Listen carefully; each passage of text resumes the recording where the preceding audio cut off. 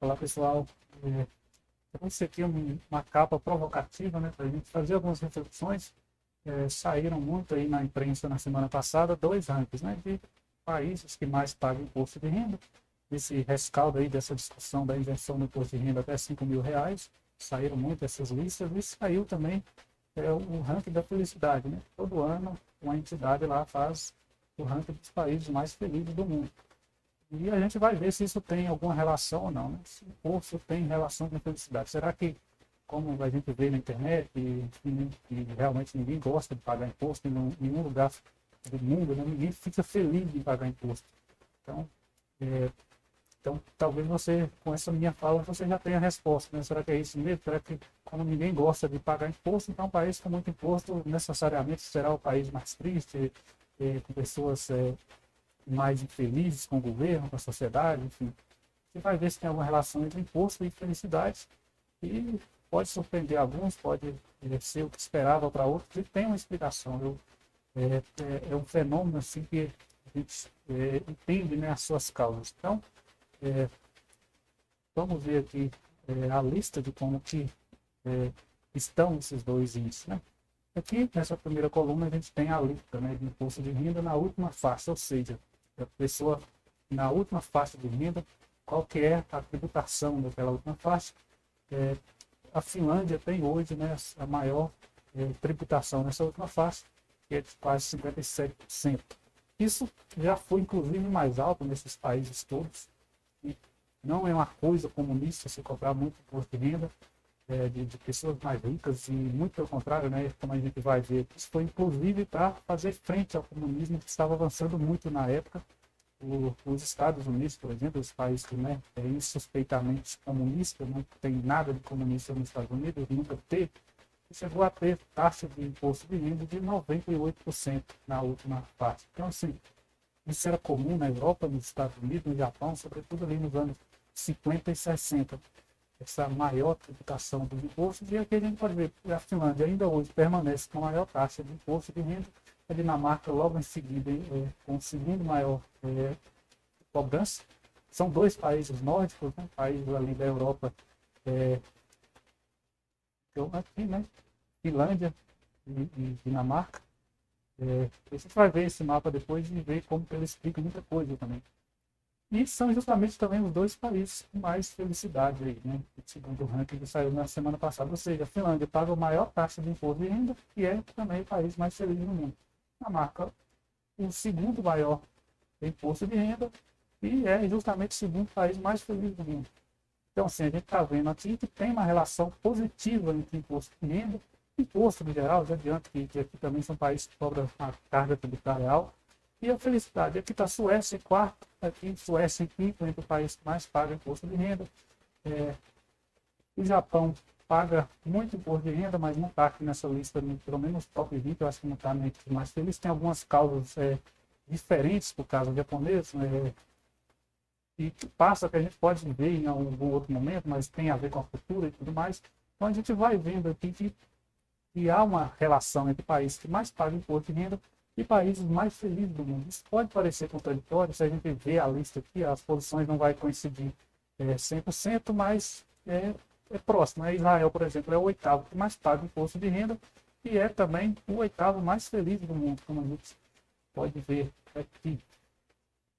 Vou mostrar para vocês. Olha a lista. Israel em oitavo mais feliz, Bélgica também está ali no top 10, mais paga imposto, também está aqui muito bem situado no ranking de felicidade. A Alemanha também paga muito imposto de renda, muito imposto no geral, Reino Unido, ou seja, está vendo que há essa relação. E aqui a gente pode ver a lista também dos que mais pagam, né? Tem aqui nas casas dos 46%, França, China paga muito imposto de renda na sua última faixa também. O Brasil está lá embaixo, está lá na posição 80. Então, assim, o Brasil paga muito imposto, pelo menos imposto de renda, imposto da última faixa, o Brasil é um dos que menos paga. Então, olha aqui a Islândia, também é um país nórdico, que paga muito imposto. Enfim. E por que isso? Por que essa explicação? Por que esses países, sobretudo os países nórdicos, pagam tanto imposto? De onde vem essa origem? Por que eles são felizes? Então, a relação é muito simples. países que cobraram muito imposto e ainda cobram, eles fizeram isso para investir no chamado estado de bem-estar social, ou seja, prover ali um sistema de saúde eficiente, um sistema de transporte público muito bom, até hoje assim, um transporte ferroviário, tudo isso custa dinheiro, tudo isso custa imposto, e tudo isso foi imposto que a classe capitalista topou pagar a mais e a sociedade, os trabalhadores também.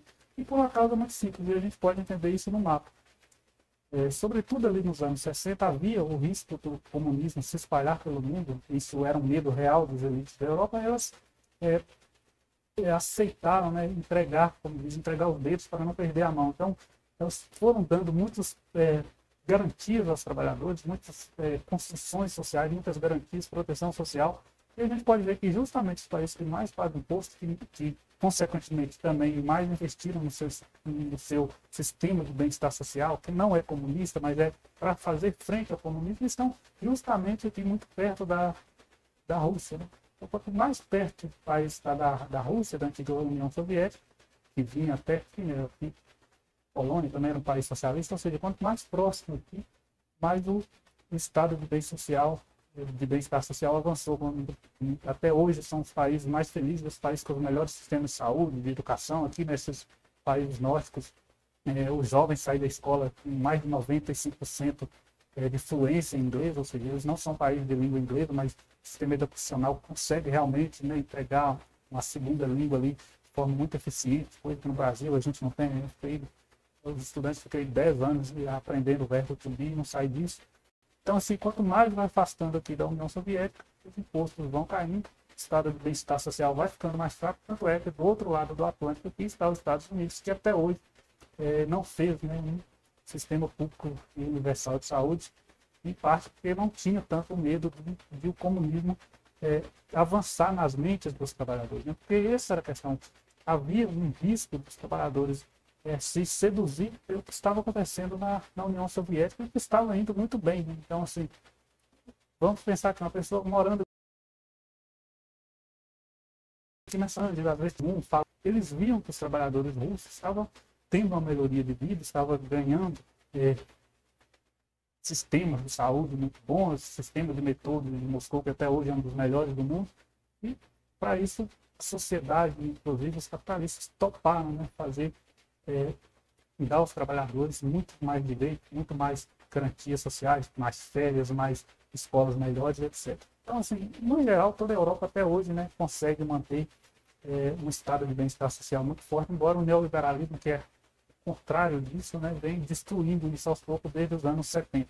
Mas a França, que também paga muito imposto, como a gente viu na tabela, ainda hoje tem um estado de bem-estar social importante. E aqui, Espanha e Portugal, talvez sejam os que menos têm esse estado de bem-estar social evoluído, mas mesmo assim muito forte ainda hoje. Né? E é justamente os mais longe aqui da Rússia, da antiga União Soviética. Então é isso. Então, pode parecer contraditório, mas há sim essa relação positiva. Né? Países que mais pagam imposto, mais avançaram no estado de bem-estar social, de prover aos trabalhadores um sistema avançado de proteção, e, portanto, são países mais felizes até hoje. Claro que isso tem mudado, né? A percepção neoliberal também tem avançado muito. Muitos desses países vêm destruindo aos poucos esse sistema de proteção, mas, como a gente viu, ainda continua muito feliz, né? E muito avançado nas suas proteções. E eu acho que isso traz alguns elementos para a gente pensar que o problema não é, e eu tenho visto muito isso, parece que avançou ainda mais nos últimos anos, essa ideia de que o imposto é um problema, que o Estado só rouba. Na verdade, o problema do Brasil não é a sua carga tributária. Tanto é que a gente viu na lista ali que o Brasil é um dos que menos paga imposto de renda. O problema é a volta desse imposto para a sociedade, né? Como isso é reinvestido. E ao contrário do que a gente viu nessas elites aqui, europeias que aceitaram construir uma nação forte, uma nação com alguns direitos das suas classes trabalhadoras, classes pobres, a nossa classe dirigente no Brasil, ela nunca aceitou que o imposto voltasse para a sociedade. Né? Então, assim, não é um problema só da política, é um problema das elites econômicas do país que nunca, por exemplo, aceitaram. Até poucos anos atrás, a gente não tinha garantia social para a trabalhadora doméstica. Né? Isso nunca avançou. A CLT nunca a CLT que foi feita lá nos anos 30, ela não englobava os trabalhadores rurais. Até hoje os trabalhadores rurais estão fora da CLT. Então, assim, a gente teve uma elite que não pensou no país, ao contrário dessas elites europeias que, até por estarem muito pressionadas pelo perigo próximo ali da Revolução Comunista, deram muito mais garantias aos seus trabalhadores, mas para isso elas cederam muito e pagaram muito imposto. Então, quem está pagando esses impostos de renda que a gente viu aqui, essa última faixa, são as pessoas mais ricas da sociedade. Então, elas, de certa forma, abriram mão de privilégios e para construir toda essa rede de proteção, coisa que não existiu no Brasil, e hoje a gente vende essa ideia, né, de que o problema é o Estado, o problema é o imposto, mas o problema é como esse imposto é aplicado, como ele é investido. E no Brasil ele volta, né, de certa forma, as elites econômicas e financeiras através do mecanismo da dívida pública. Né? A gente paga hoje quase 7% aí do PIB e ele volta para os bolsos dos banqueiros. O Brasil pagou ano passado 1 trilhão em juros da dívida. Né? Para vocês terem ideia, os políticos gastam demais, muita corrupção, muita regalia, e é verdade, todas as duas casas do Congresso, com todas as suas regalias diárias e tudo mais, servidores, salário de deputado, tudo isso custou ao Brasil 12 bilhões. Os juros da dívida custaram 1 trilhão. Né? Claro que uma parte dessa refinanciada, emitindo novas dívidas, mas que no fim das contas tudo para ir no bolso dessas elites que nunca toparam fazer um projeto nacional para o Brasil. Então, isso não mudou no governo de direita, de esquerda, na ditadura, essa concentração de renda aumentou ainda mais. Então, eu acho que esse é um desafio, né, das próximas gerações, tentar fazer com que esse imposto volte para a sociedade e torne a sociedade mais feliz. Né? A gente viu que dá para a gente redistribuir imposto, tornando as pessoas, inclusive, mais felizes. Para isso, basta ter vontade política, principalmente dessa classe econômica, elite econômica, para construir aí sistema de transporte eficiente. A gente hoje não tem, né, nas grandes cidades, o SUS, melhorar o SUS.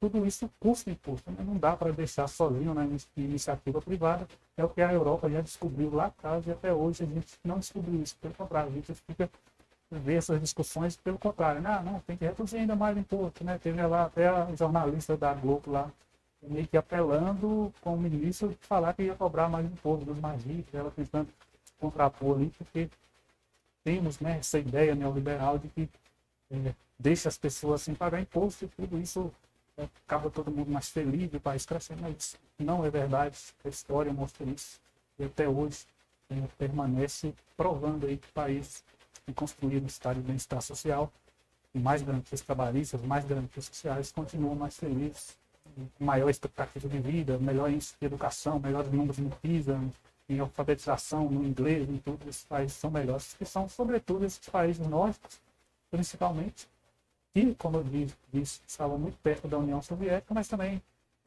Reino Unido, França, construíram estados de bem-estar social, menores desigualdade econômica, algo que o Brasil nunca fez. Então é isso, fica essa reflexão aí. Comente aí se vocês sabiam disso, se concordam ou não. Valeu, gente.